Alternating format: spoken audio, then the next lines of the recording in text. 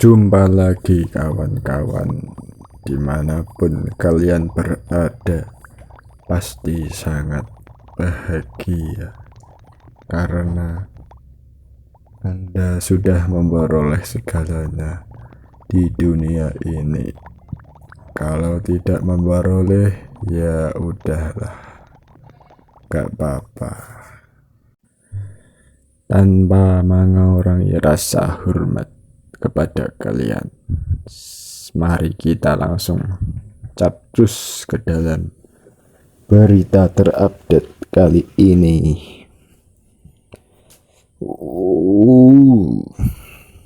Semakin memanas nampaknya pemilu 2024 mendatang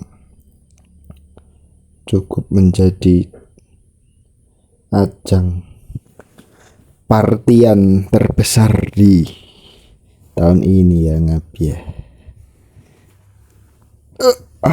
Apa ini berita nih, langsung saja.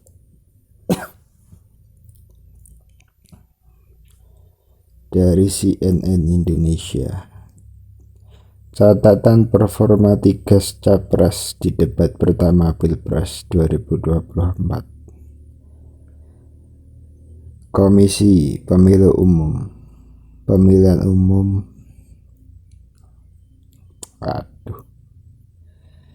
baru saja menggelar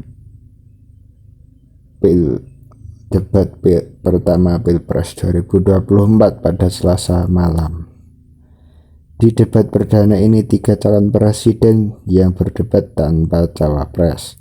Sejumlah pengamat politik menilai Anies Baswedan dan Prabowo Subianto bersaing ketat dalam debat pertama. Di saat yang sama, Ganjar Pranowo dinilai ketinggalan karena bingung dalam branding visi dan misinya. Berikut analisis Direktur Trias Politika Strategi Agung Baskoro dan analis politik dan Direktur Eksekutif Aljabar Strategik Arifki Caniago tentang performa debat pertama Capres Pilpres 2024. Anies Baswedan.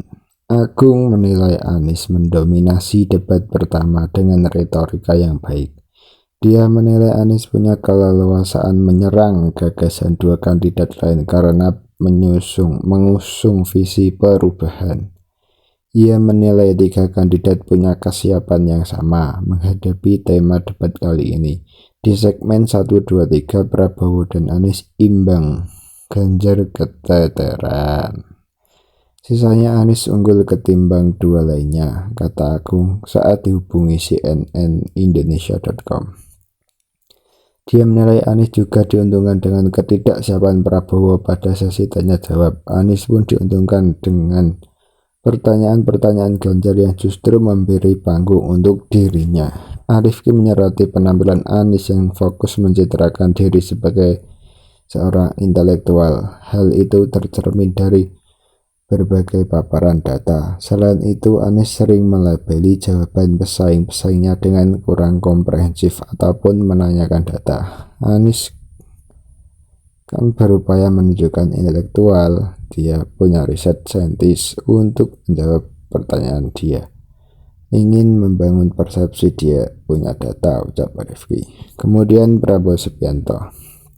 Arifki menganggap Prabowo kali ini tidak punya kemampuan retorika sebaik Anies ataupun Ganjar. Hal itu terlihat dari penampilan Prabowo di debat pertama Capres Pilpres 2024.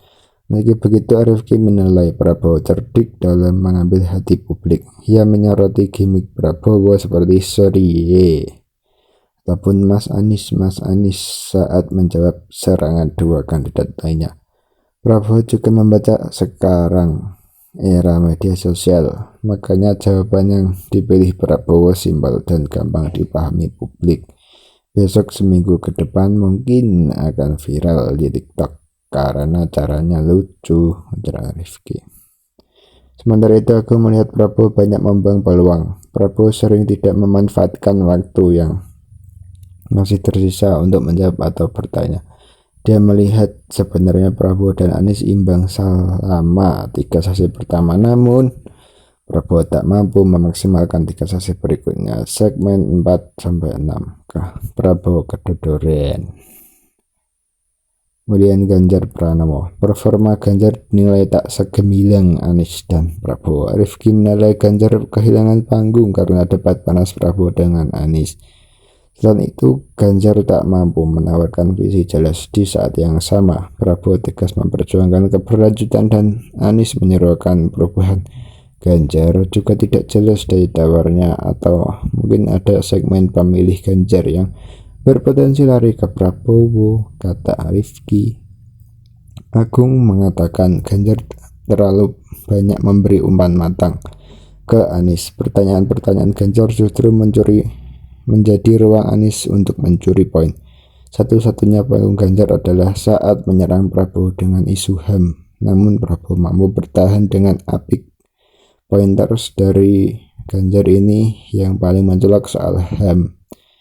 Dia bertanya apakah Pak Prabowo menghadirkan pengadilan HAM, tetapi itu dibantah Prabowo dengan menyebut tendensius dan isu 5 tahunan.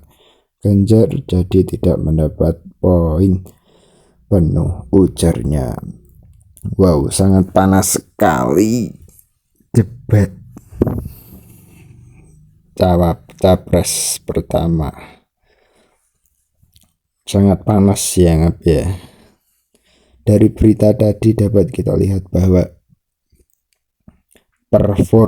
mengenai performa sekaligus starting line up dan formasi serangan yang dilakukan oleh ketiganya sangat ciamik dan maknyus.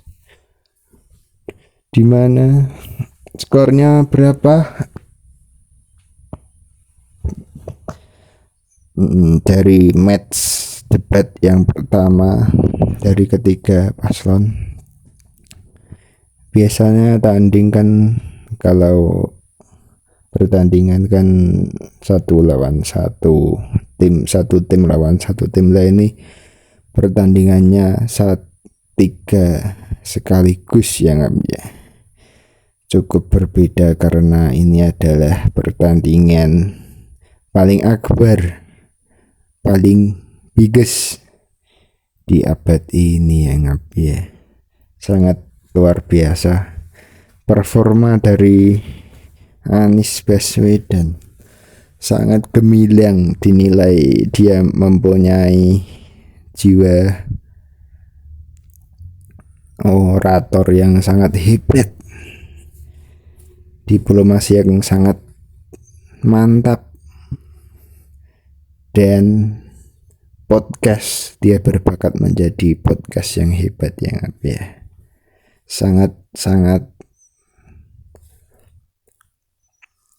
cocok untuk digelari The Kings of Diplomasi yang ya, dengan visi misinya, dengan keuntaian, keahlian menguntai kata-katanya sehingga pemikirannya bisa tertuang ke dalam ucapannya. Nggak tahu perbuatannya gimana, kita lihat saja ya ngap ya. Kemudian Pak Prabowo dengan ketegasan dan sikap santainya yang diperlihatkan membuat hati para warga terpikat dengan jogetannya ya ngap ya. Serta dari debat semalam bisa kita lihat bagaimana dengan ia menuturkan bahasa-bahasa yang sangat simpel dan mudah dipahami, tidak seintelek kedua lawannya ya ngap ya, sehingga bisa mencuri poin hati masyarakat. Kemudian Ganjar Pranowo, skillnya yaitu adalah